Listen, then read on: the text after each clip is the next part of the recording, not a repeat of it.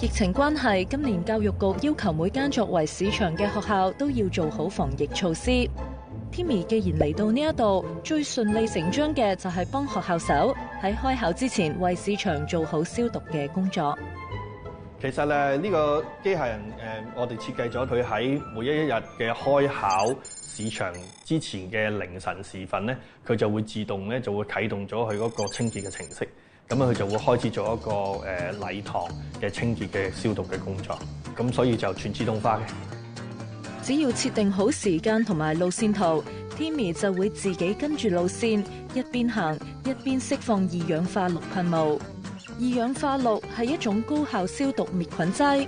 佢可以穿透微生物嘅細胞壁，有效氧化細胞裡面嘅酶，同埋快速抑制蛋白質合成，達到殺菌效果。